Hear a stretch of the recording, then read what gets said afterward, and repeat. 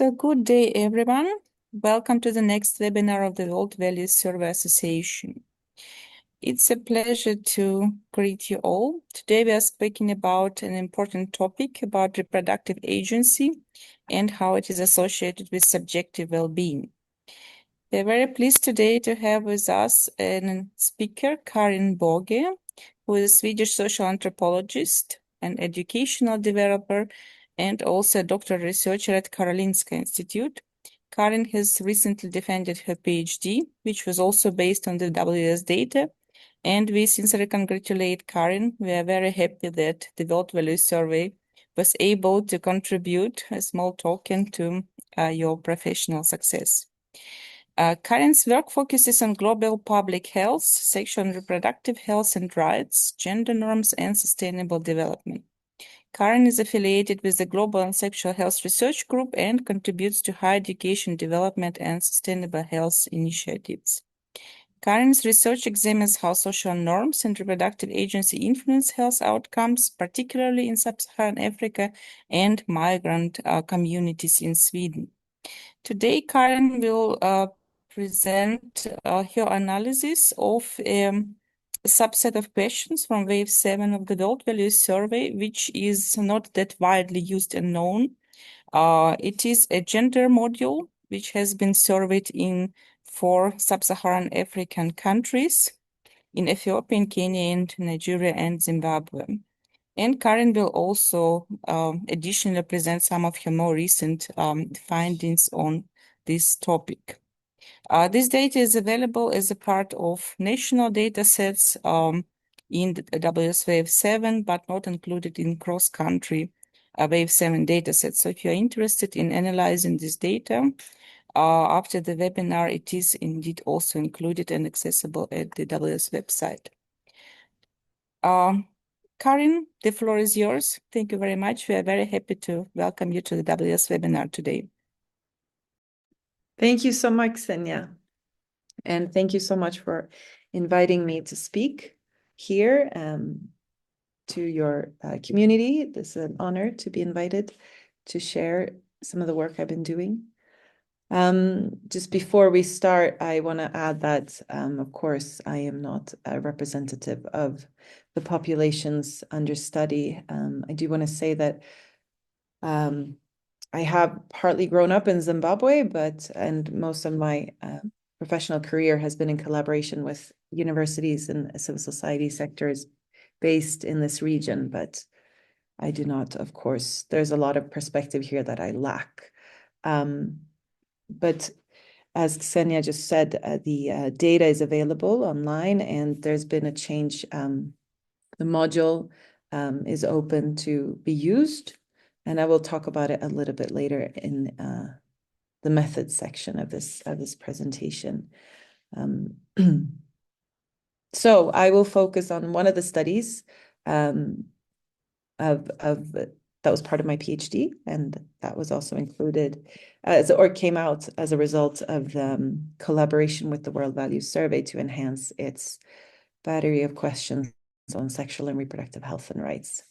So the paper is entitled, "Is Reproductive Agency Associated with Subjective Wellbeing?" It's a population-based cross-sectional study among men and women in 4 sub-Saharan African countries using the World Values Survey, and it was published in the Journal of Critical Public Health earlier this year.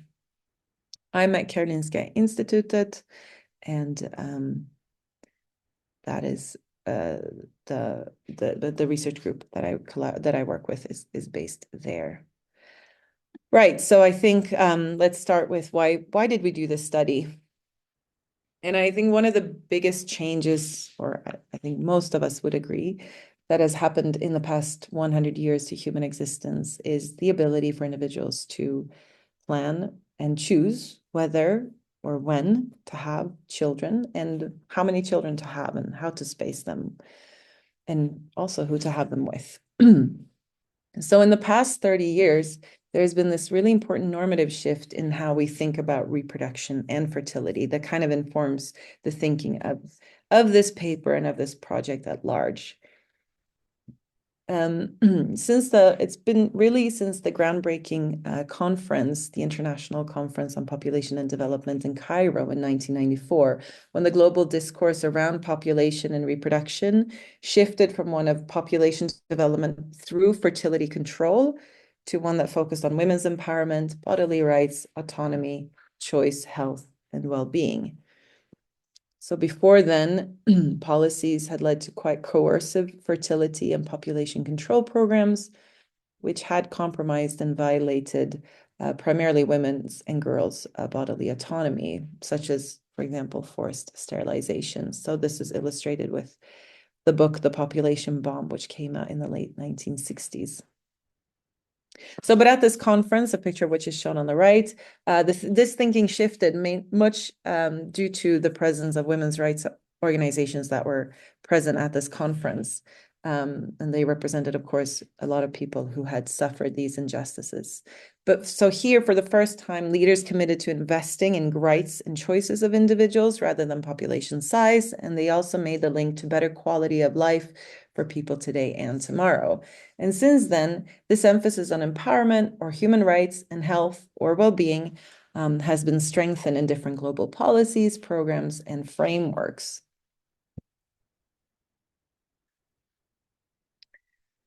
I'm not sure how many of you are familiar with this acronym, Sexual and Reproductive Health and Rights, but it's become increasingly used. In 2018, the Guttmacher-Lancet Commission built on this concept that was developed as a result of the 1994 conference, but expanded it. And they defined sexual and reproductive health as a state of physical, emotional, mental, and social well-being in relation to all aspects of sexuality and reproduction, and not just the absence of disease or infirmity. And so that meant that the Commission linked sexual and reproductive health to the premise that all individuals, and not just women, have sexual and reproductive rights to make autonomous decisions about their bodies, about relationships, and reproductive lives. So in other words, rights to bodily autonomy, to pleasure, to safety, to informed choice are inseparable from health itself, and realizing sexual and reproductive health is contingent on the fulfillment of sexual and reproductive rights. So as is made clear from this quote from this commission, from this report. But so there's been this paradigm shift in how global policies and frameworks and definitions approach these issues.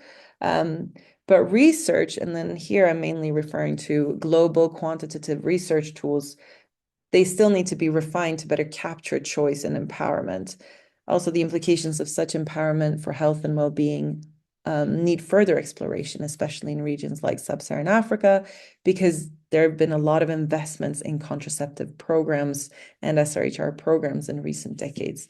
And it's a region that still deals with quite a large challenges to achieving sexual and reproductive health and rights in terms of maternal mortality, for example. So let's look at the gaps more, a little bit more in detail. When it comes to the research, then the SRHR empowerment and well-being nexus, much of the quantitative research that does examine this intersection tends to study contraceptive use and mental health, such as side effects of hormonal contraceptives, but they don't study broader notions of well-being. On the other hand, studies that do use broader notions of well-being examine these in relation to contraceptive use or the number of children that a woman has. So they don't look at reproductive agency or autonomy.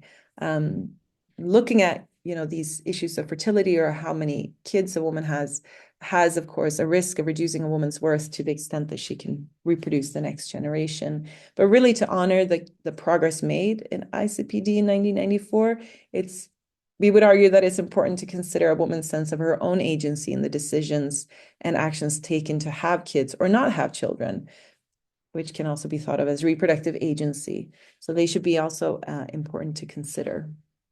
And recent research has actually tried to re-examine or rethink indicators to better capture person-centered or human rights-focused notions of reproductive agency and autonomy, but these have rarely been studied in relation to subjective well-being as an aspect of one's quality of life. So why then look at subjective well-being? Well, research indicates that subjective well-being has been linked to longer, more creative and productive lives, as well as healthier relationships. It's usually measured, as I'm sure you know, by looking at cognitive evaluations or affective assessments, so self-reported levels of life satisfaction or happiness. And because of its link to longer, more creative and productive lives and healthier relationships, it has been considered a useful indicator for population health. And I think what's interesting with this finding and with these items is that the research shows how subjective well-being, is connected to longer, happier lives, regardless of how people define happiness or life satisfaction. So I think that's something that we take with us as we consider self-assessed items, that there is this link between the two, regardless of how people, what kind of meaning people attribute to these terms. Subjective well-being has been widely studied in relation to fertility and parenthood with varying results. Graham and Chattopadhyay found in their global study from 2013 on gender and subjective well-being that sub-Saharan Africa was the only region where women rated their sense of well-being lower than men. The opposite was observed the rest of the world. So these findings are particularly noteworthy considering the extensive research on SRHR-related agency in sub-Saharan Africa, in part due to the increase, like I said before, in the use of modern methods of contraception in the wake of dedicated agendas such as Family Planning 2020 or 2030 now. So just a brief overview of this aspect of the paper. Research is often used decision-making, whether in general, decision-making in general, or in the household, over fertility or over healthcare seeking, or over contraceptive use as a proxy for empowerment or agency in SRHR. So one could call it like a researcher ascribed item. If a person answers yes or no to this question, they're considered to be empowered. And this has then been studied in association with health outcomes for women and their children, or in relation to determinants, let's say, of such empowerment, which is gender equality, social norms, and sociodemographic factors. And the results from these studies indicate the importance of decision-making at large, regardless of the dimension, in reducing the likelihood of so a few studies have assessed the association between decision-making power in SRHR and mental health of women. And these focus on, again, mental health symptoms. And they found links that, the importance of women's decision-making at large, regardless of dimension, and reducing the likelihood of experiencing maternal stress, postpartum depression, and severe depressive symptoms. But very few of these studies look at broader notions of well-being, beyond mental health symptoms. And so I think there is bodily autonomy and integrity of person is a right in and of itself, but there is, however, merit in exploring the relationship between reproductive agency and subjective well-being, giving the significance of subjective well-being for population health.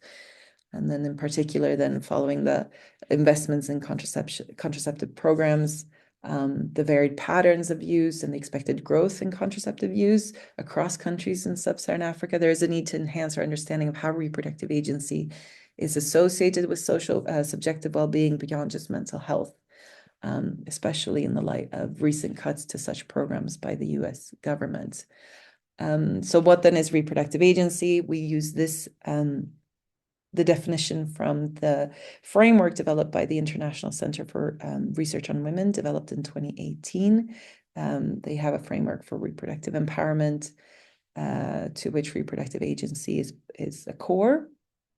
They define it as the capacity of individuals to take deliberate actions to achieve their reproductive desires and preferences. And what's important here is that it can be thought of as both an outcome and as a process. It's a very complex concept and captures many different dimensions. And there's this understanding that you can have agency with your partner, but maybe less so with a healthcare provider, or vice versa. You can have agency or experience agency, in your close community, but maybe not in the wider society. So this is a broad and complex concept, which I won't go into further detail, but just it's a bit of background to know what I'm referring to.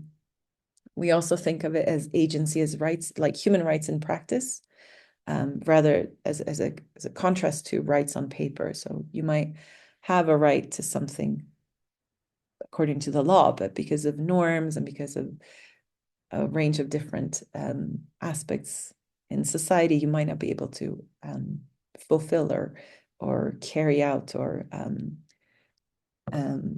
enact those rights.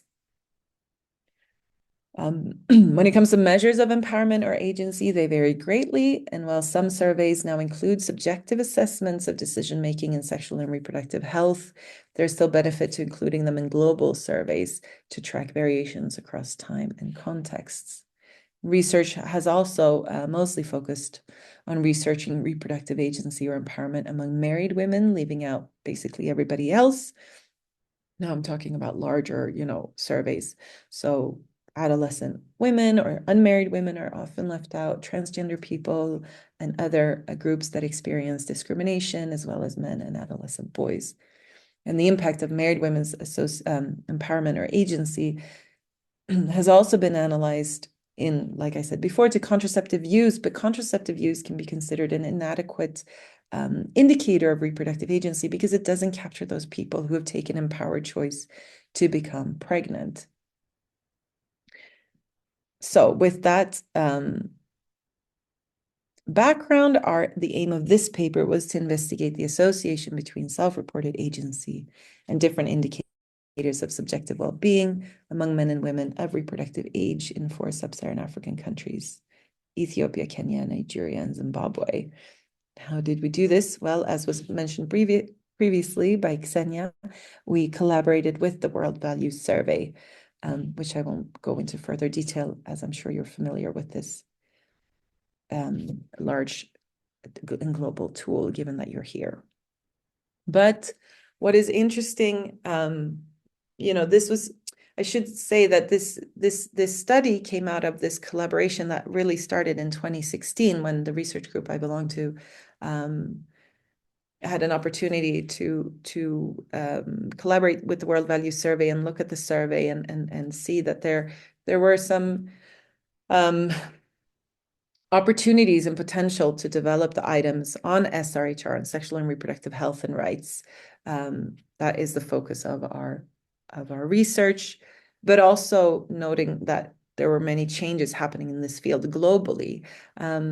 Our research group has extensive collaborations with partners in sub-Saharan Africa, and we also looked at, there was also this conversation with the World Values Survey about how, despite their vast global reach, their blind spots overlapped with the scope of our research and of our field of focus, so sexual and reproductive health and rights.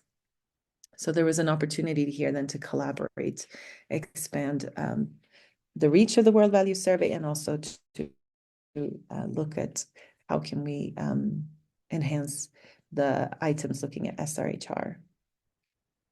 So the module on SRHR and gender was quite big. It included 49 items that we sourced from as many validated surveys as possible, and we try to capture this broader notion of SRHR that the Guttmacher Lancet had developed. So sexual health, sexual rights, reproductive health, reproductive rights. So it became quite big. A typical question would be then contraceptives should be available for everyone, whether or not one is married, to which one could agree on a scale. So in that way, it was a separate battery of questions that were then added on to the regular World Values Survey. We piloted this module as part of the World Values Survey Wave 7, carried out in Nigeria in 2017-2018. And then we had an opportunity to revise the module and then add it to an additional 3 countries in sub-Saharan Africa: Ethiopia, Kenya, and Zimbabwe. So in total, for this study, we used the data from all 4 countries, so around just under 5,000 people. As you know, men and women are included. They are 18 years and older based on nationally representative sampling. Looking at the variables then for this particular study, I will say that this particular study only uses one of the variables that we developed for the SRHR module, but we have other studies that look at more of the items from this module. But the dependent variables for this particular paper then was subjective well-being. We looked at these 4 items that already exist in the World Values Survey. So life satisfaction, freedom of choice and control in life, which we called overall agency in life, happiness in life, and subjective status of health. And these are all, of course, Likert scale items. Our independent variable then was this item that we call self-reported reproductive agency, or better, perceived reproductive agency. And this is a new item. Many of you who are familiar with the items of the World Values Survey will see that this item is a variation of the freedom of choice and control in life that already exists in the World Values Survey. So here what we did is we took this item and then we specified it. We asked people to rate their freedom of choice and control over their family planning, which was defined in the question as whether, when, and how many children to have. And similarly to its base item, the response options were then a Likert scale from 1 to 10. We also looked at sociodemographic covariate variables, a range of them actually based on the literature. Those in bold were included in the multivariate analysis, which I'll talk about in a second. So country, sex, age, urban or rural residency, level of education. We looked at subjective social class, employment, and a number of religion and religiosity items.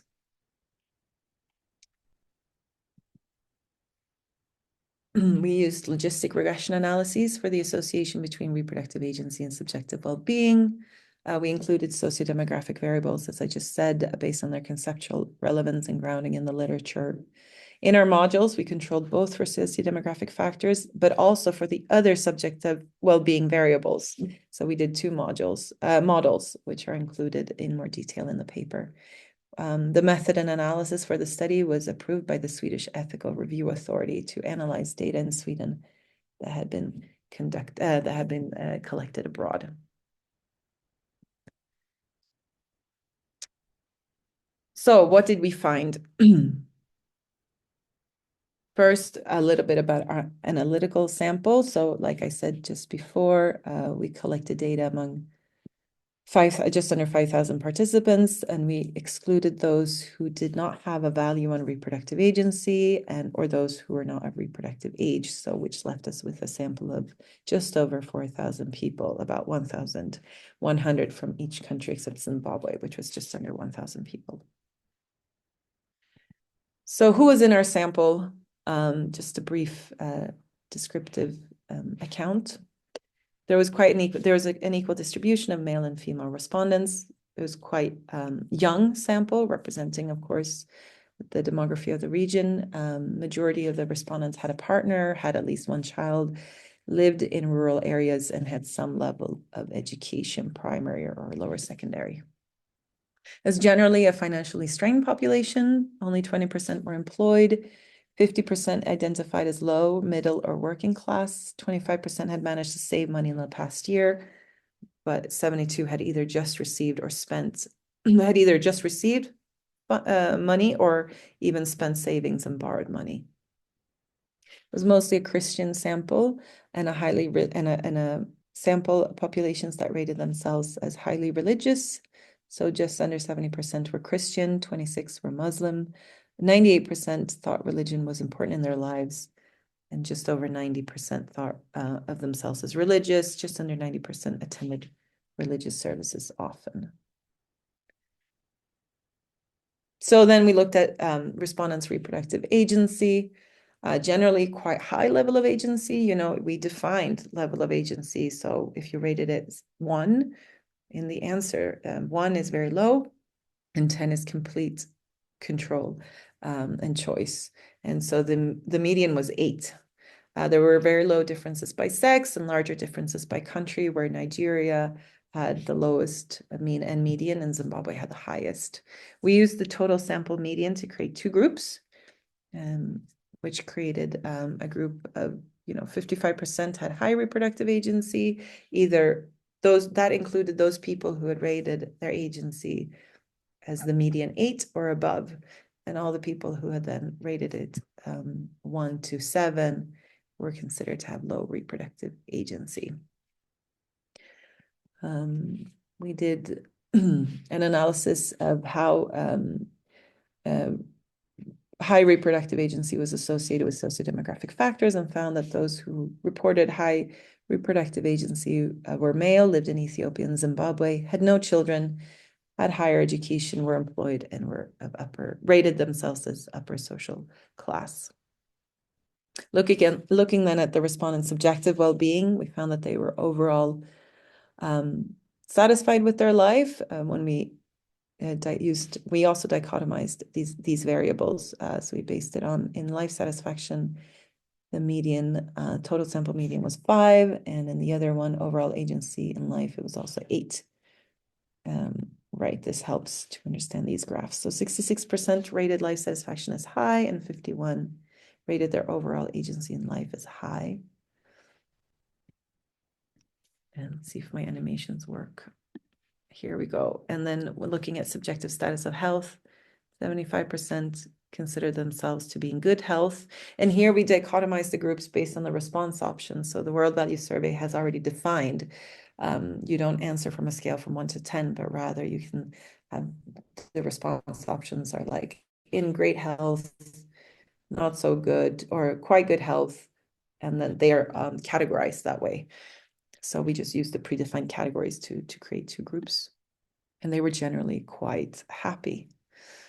We then did logistic regression to see the association then between rating your agency as high and having high sense of well-being. And we found that there was an association also when controlling for sociodemographic factors between high reproductive agency and life satisfaction, overall agency in life, and subjective status of health. But then when we added when we control also for the other subjective well-being items, this changed. And we also stratified that data among the respondent sex and country. And what I want to highlight here is this finding that there was an association among women between rating their reproductive agency as high and rating their life satisfaction as high. But this association was not seen for men. Consistently throughout, there was an association between the overall life agency item and the reproductive agency item, but we attributed this to the fact that they're so similarly worded, rather than any. It's possible that there's also something else going on there, but we were mainly surprised, or we were more interested in this life satisfaction, reproductive agency life satisfaction outcome. So some contributions and considerations from the project and from this paper. As a result of our collaboration with the World Value Survey, there are now 9 new items on sexual and reproductive health and rights in the core survey for Wave 8, and that includes this person-centered item that we call self-reported reproductive agency. So this item is really an opportunity for respondents to tell the researcher, how do I see my own situation? How do I see my own agency? How do I perceive it?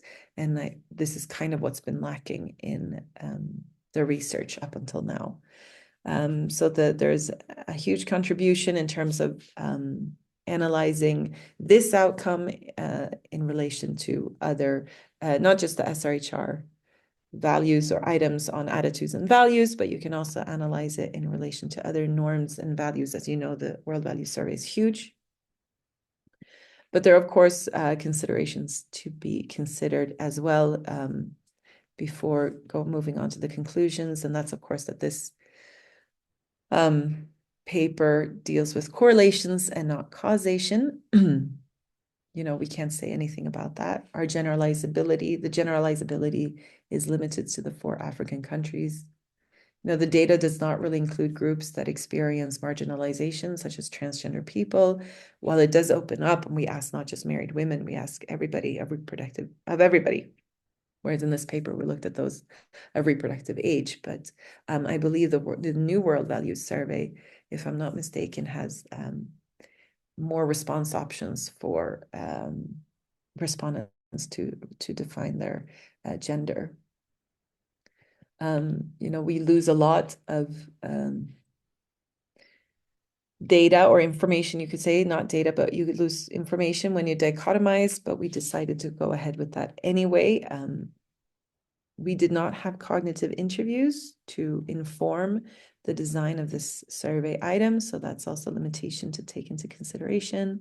There's, of course, always the social desirability bias when it comes to sensitive topics like sexual and reproductive health and rights, and face-to-face interviews that the World Value Survey does to collect this data. But of course, it has very well trained data collectors too, so hopefully that is will mitigate some of that. These are complex concepts, as I touched on in the beginning of the presentation. There is a huge limitation to trying to capture these concepts just with a single and a self-assessed items. However, we think that it can contribute to other ways of measuring reproductive agency, other ways of measuring these complex concepts. There's always a risk of stereotyping, of course, and we do discuss the lack of a complex analysis and just relying on logistic regression in this paper. That's discussed at length in the paper, but there were some data considerations that led us to the choice that we did. In conclusion, then, agency related to a specific dimension of empowerment, so reproductive empowerment,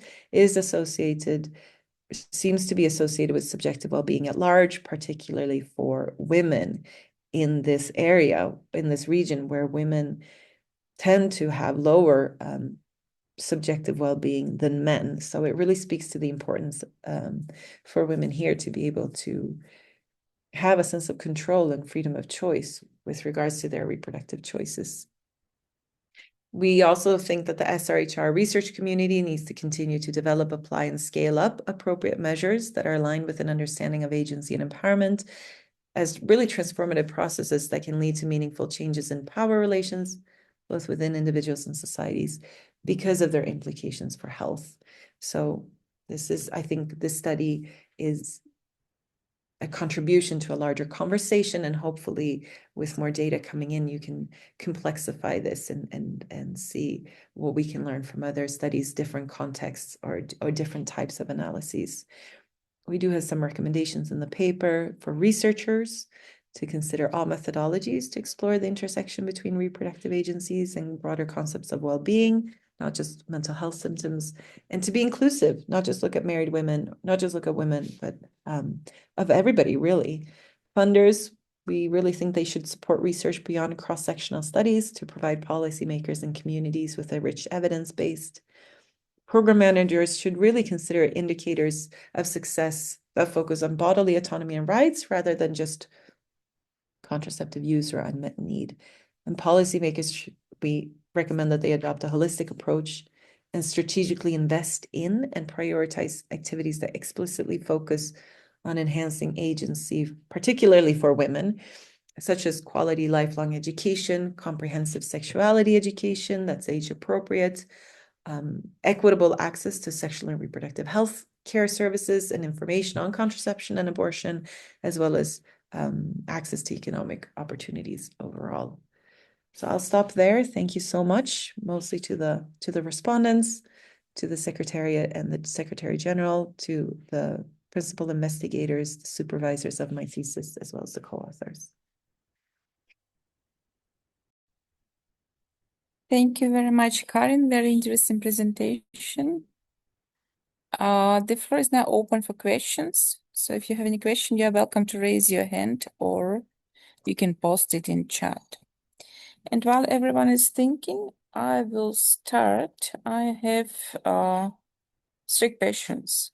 The first one is more at the conceptual level. When we speak of reproductive agency, conceptually, can we actually distinguish it clearly from more broader constructs such as empowerment or autonomy or perceived life control? Or is it a sub-concept which is a part of these greater domains? I think yes, it's a really great question. Thank you. Yes, we're using this, I think. Yeah, I think a lot of people in the SRHR community also use reproductive autonomy. And then, of course, empowerment. We used agency.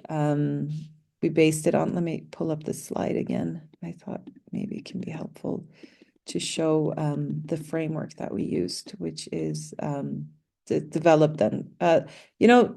This is also like a field that's constantly developing and moving. And so there is this idea of empowerment, and one that was quite well developed by Kabir in the early 2000s.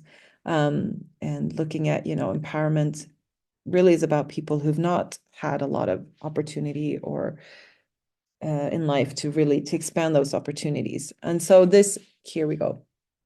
This framework, reproductive empowerment, really bases itself on that idea. And it has this broad notion. I didn't include the whole definition of reproductive empowerment because I thought that would be too much text. But there is this idea of empowerment specifically then in the domain of the reproductive life, whereas Kabir, Malhotra had looked at empowerment, perhaps women's empowerment, perhaps mostly in regards to economic opportunity or other broader life. So this framework looks specifically at the area of reproductive life.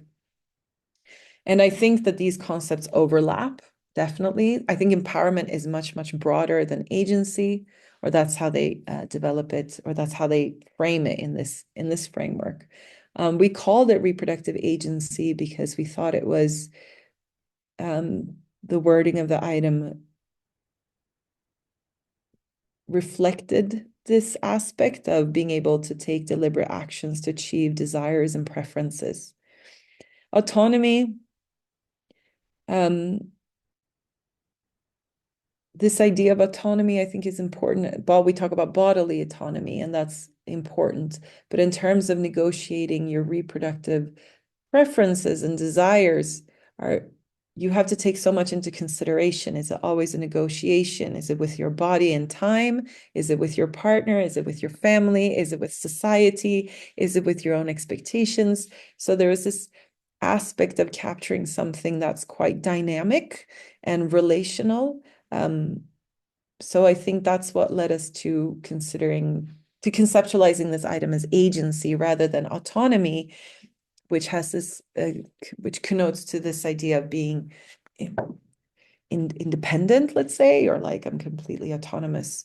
But agency, there's more this a dynamic process, an understanding of something that's fluid, that can change, and that differs across contexts or situations or people. So I think that's what made us use this term. But of course, I think it's something we can continue to develop, and I don't think it's set in stone. I don't know how you perceive the standard world values survey item on which this one is based, but I think some people refer to sometimes to agency, and so I think that also helped direct us to that term. Yeah, but it is, I think it's complex, it's big, it's broad, it's multi-layered, it's multidimensional. And so what we can say is this is perhaps an aspect of agency, but it's not the complete concept. Does that make sense? Absolutely. Thank you very much, Karen. If you speak about comparing the male and female respondents, yeah, what does reproductive agency mean empirically for men? So, Albert, conceptually, we can talk about some equivalence. Perhaps in empirical terms, this would be slightly different implications or experiences. And would you say that we can use the same empirical measures, or should we aim to develop more gender-specific measures in surveys to capture reproductive agency for males and females? This is such a good question. You should have been on my examination board at my defense. These are really great questions. And of course, my first answer is we did not do cognitive interviews. Of course, we cannot say anything about how people actually perceive this item and what they take from it and how they interpret it. But I think you absolutely have a point that there is a need to develop gender sensitive items. How is this concept understood or perceived or embodied differently depending on your gender identity? And I think that in itself is probably a whole research field or part of a research field. And I think most of the research that I'm familiar with looked at women's perceptions and experiences and kind of conceptualizations. And there have been calls to broaden this. But of course, women have most often been at the most immediate and obvious end of restrictive and repressive population and reproductive policies, as was explained earlier. So I think there's definitely a point in starting out with women and girls. But how can we develop items that capture perhaps different notions of reproductive agency or reproductive autonomy, depending on your gender identity? I think, is it the same? Probably not. I would imagine that men have a lot less choice in terms of contraceptive use compared to women. The focus in technological advancements have really been on what women can use and less so for men, although there are attempts to develop hormonal products for men, but how far have they come? On the other hand, men are not pregnant by definition. Cisgender men. So, their experience with reproduction is less embodied in a way. They're more dependent on women's choices. What does that mean for agency? On the other hand, living in patriarchal societies, women become very dependent on policies and infrastructure and quality of services and all of these aspects that we're very familiar with. So perhaps this can lead to to broader considerations of items that we use and problematizing or problematization, critiquing, critically engaging with these items and seeing how we can improve them. I think also this one item can perhaps never should not stand on its own, but can we use it in other battery of questions that have different items related to the same concept? Can it be part of something larger, both researcher ascribed and person-centered, pending gender identity, pending the sex of the respondents? So I think there's a lot to develop. Yeah. Thank you very much, Karen. And the last question on my list. So going to your results, you concluded that reproductive agency was associated with life satisfaction and overall life agency, but less so with health and happiness. So how do you interpret this result? Yes. Wait, let's look at them. Yeah, happiness. Happiness, I think we talk about how that's this idea of it being, I'm flipping between, but it helps, I think, the conversation. So happiness tends to be a emotional assessment, or that's how it's conceived of in the literature, an emotional assessment of your life. And so that can perhaps be more temporal, like maybe you have you would rate your happiness very differently depending on the day that you're asking someone, whereas life satisfaction is considered to be more a cognitive evaluation of life. And I think this makes sense for reproductive agency. Like if you have, if you consider, I mean, that is a very cognitive assessment, like whether you had children, when you had your children, and how many you had. I mean, you're taking into consideration a longer span of time period. And so the fact that it's linked to your life satisfaction is partly contributed that way, but also, the fact that you can engage in other aspects of life. I mean, having children is quite an existential part. It's quite a fundamental aspect of life, like whether or not you had children and why you didn't have them or why you had the ones that you had is quite existential. And I think it makes sense that it feeds into how satisfied you are with your life, given that you have to consider so many things when determining satisfaction. What else you could have done what else you did with your life besides having children, how it impacted, how different factors impacted having kids, and how having children or not having children impacted then the other things you did with your life. And so I think it contributes to this kind of holistic perspective and this cognitive evaluation of life, whereas happiness then and subjective status of health, I think, are more happiness is much more temporal and emotional. And some research shows that you're happier in life when you're less happy when your children are small and quite demanding and very dependent on you as a parent, but you're happier in life when your children are older and more independent and you can have a different kind of relationship to them. So there's also that aspect of when you're asking someone about their happiness and where they are in their life course of being a parent or not being a parent. So, and the subjective status of health, there was some association, but that also disappeared. And I think that is something quite different than there's a lot of other aspects that feed into subjective status of health. Of course, your exposure to disease, etc., which may not be so directly linked to your choice of having kids. Thank you very much, Karen. We seem to have no other questions. So I suggest we conclude. It has been a real pleasure discussing this very important topic with you. We wish you the best of luck with your future research, and we look forward to new opportunities to cooperate with your research group and the World Value Survey Association. Thank you for your presentation. Thank you so much. Looking forward. Thank you. Have a good day. Bye-bye. Bye.